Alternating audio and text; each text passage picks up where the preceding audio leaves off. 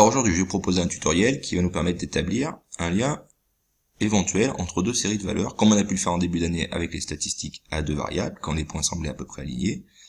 Mais que fait-on quand les points ne semblent pas alignés?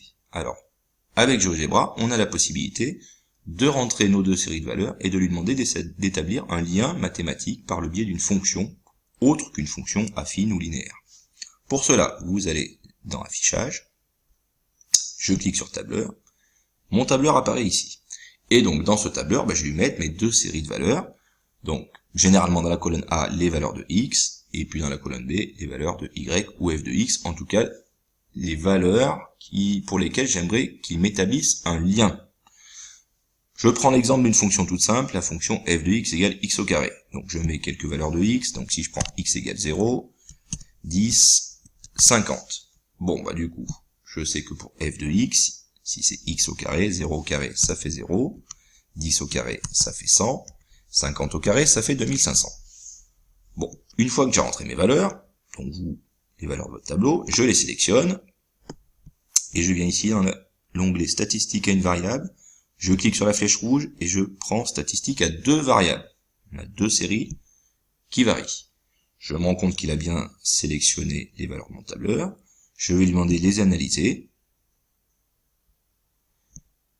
On voit qu'il a placé 3 points dans un graphique, le premier 0, 0, 10, 100, et ici 50, 2500, et je peux ensuite lui demander de me proposer des modèles d'ajustement. Le plus simple qu'on a vu en début d'année, l'ajustement linéaire.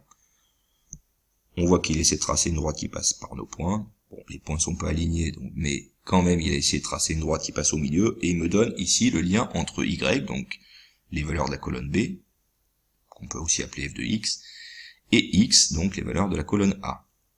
Ce modèle n'étant pas satisfaisant, maintenant, avec GeoGebra, vous allez pouvoir choisir d'autres modèles mathématiques, par exemple le modèle logarithme.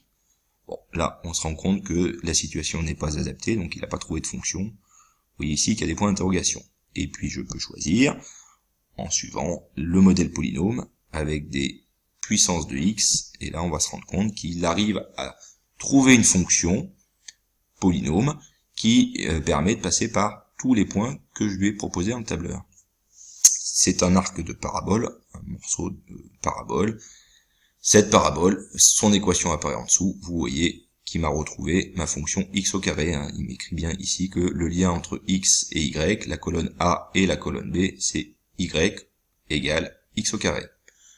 Vous avez éventuellement d'autres modèles à votre disposition en dessous.